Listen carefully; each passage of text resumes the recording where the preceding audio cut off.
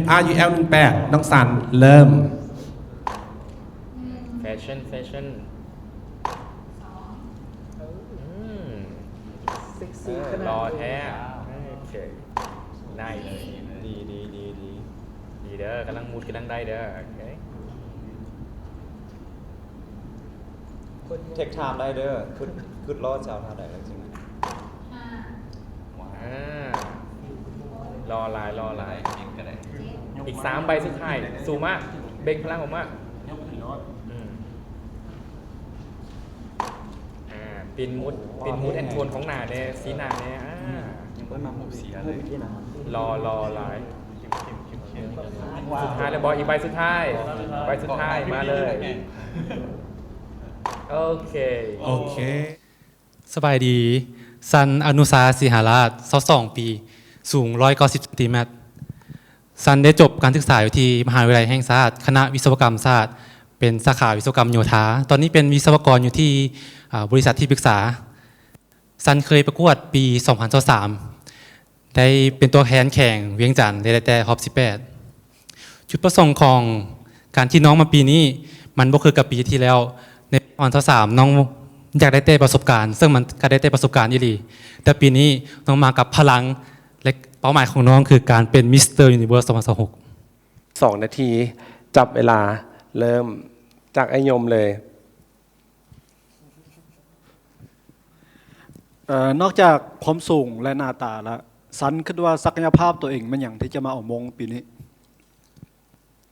น้องคิดว่าน้องสามารถพัฒนาแล้วก็มีแนวคิดที่สามารถเหมาะกับการประกวดคือการตอบคำถามน้องสามารถพัฒนาตัวนี้แล้วก็รู้สึกว่าตัวเองมีความประสบการณ์ที่เคย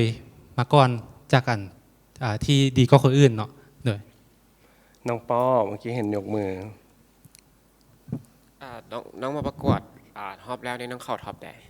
แต่ท็อป 18แล้วคือว่าฮอบนี่มันจะเอาอย่างมาพิสูจน์ให้คณะกรรมการทุกคนเห็นว่าน้องเหมาะสมที่จะเป็นมิสเตอร์ยูนิเวิร์สลาว2026น้องเชื่อว่าที่ผ่านมาน้องได้พัฒนาขึ้นทั้งรูปร่างหน้าตาและก็มีประสบการณ์หลายๆอย่างและน้องเคยได้เป็นแบ็กท็อปของเวที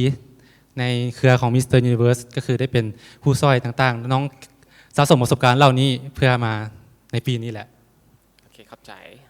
โอเคเชลเลอร์ได้เชลเลอร์ก่อนบอกไอ้แน่ว่าเป็นอย่างน้องจึงเหมาะที่จะเป็นมิสเตอร์ยูนิเวิร์สลาวปีนี้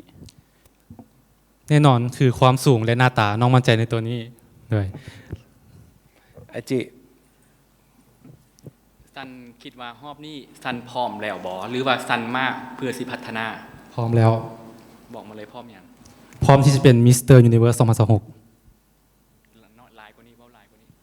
เป้านอกจากความสูงและหน้าตามีอย่างที่เป็นจุดเด่นหลายกว่านี้บอในการเป็นมิสเตอร์ยูนิเวิร์สน้องคิดว่าน้องมีสตอรี่แล้วก็สามารถอินสปายให้ผู้คนได้น้องเคยมาประกวดแล้วซึ่งมันจะบ่สำเร็จแต่ว่า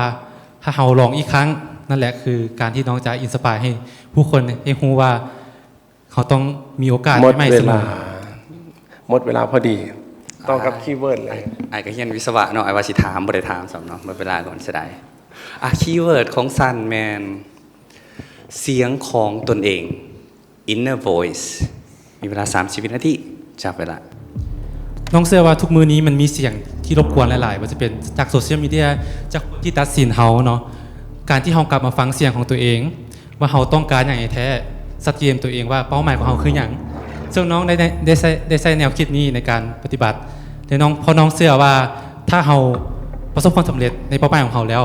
เสียงของเฮานี่สิดังกว่าเสียงเหล่านั้นที่เป็นแง่ลบแล้วก็ในสิ่งที่บ่ดีโดยขอบใจทั้งสั้นหลายขอให้น้องโชคดี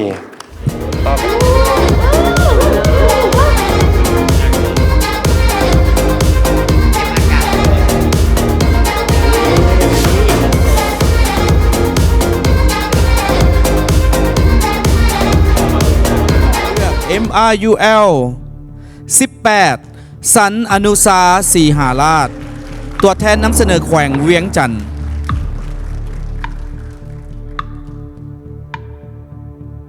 ขอแสดงความดีใจนำลำดับที่ 9 MRUL